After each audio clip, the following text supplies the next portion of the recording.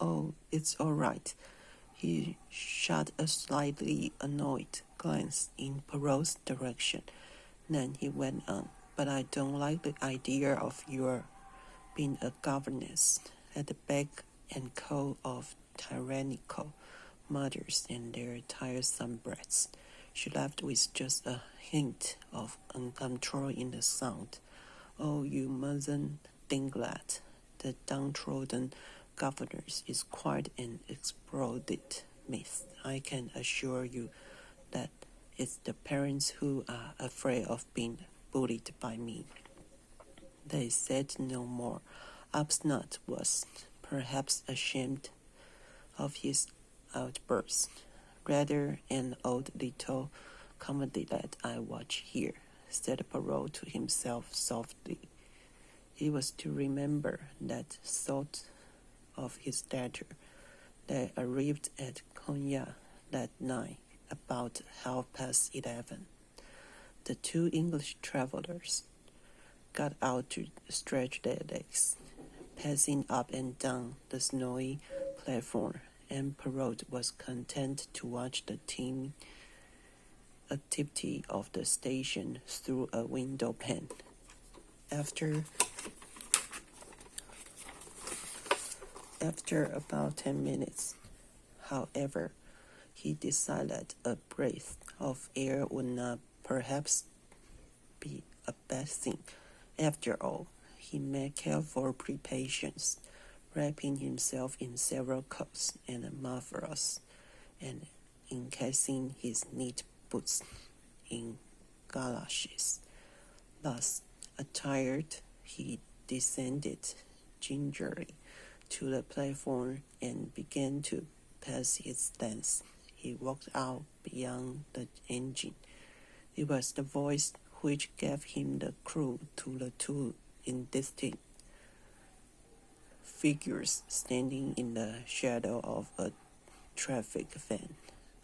Arbuthnot was speaking. Mary, the girl interrupted him. No. When it's all over, when it's behind us then. Discreetly, Perrault turned away. He wondered. He would hardly have recognized the cool, efficient voice of Miss Debenham. Curious, he said to himself. The next day he wondered whether perhaps they had quarreled. They spoke little to each other. The girl, he thought, looked anxious. There were dark circles under her eyes. It was about 2:30 in the afternoon when the train came to a halt.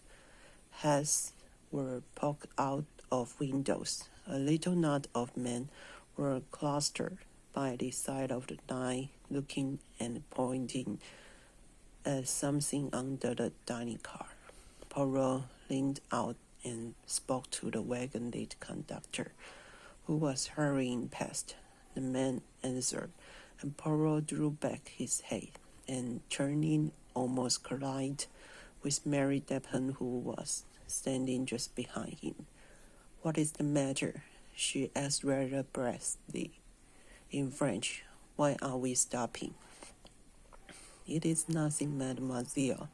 It is something that has caught fire under the dining car. Nothing serious. It is put out. They are now repairing the damage. There is no danger, I assure you. She made a little abrupt gesture, as though she were waving the idea of danger aside as something completely unimportant. Yes, I understand that. But the time. Yes, this will delay us. It is possible. Yes, I agree, Perrault. But we can't afford delay.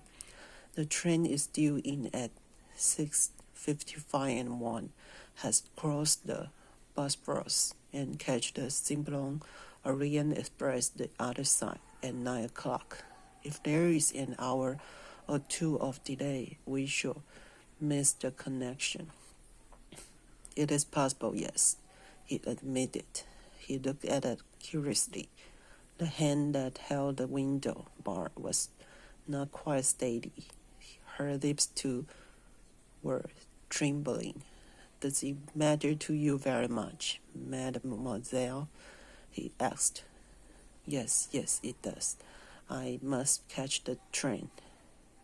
She turned away from him and went down the corridor to join Cologne Arbuthnot.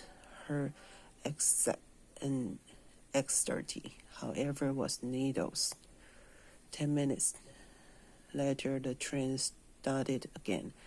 It arrived at 8:15, only 5 minutes late, having made up time on the journey.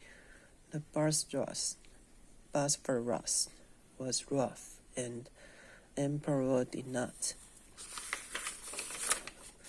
enjoy the crossing. He was separated from his traveling companions on the boat and did not see them again. On arrival at the Galata Bridge, he drove straight to the Tocatlian Hotel.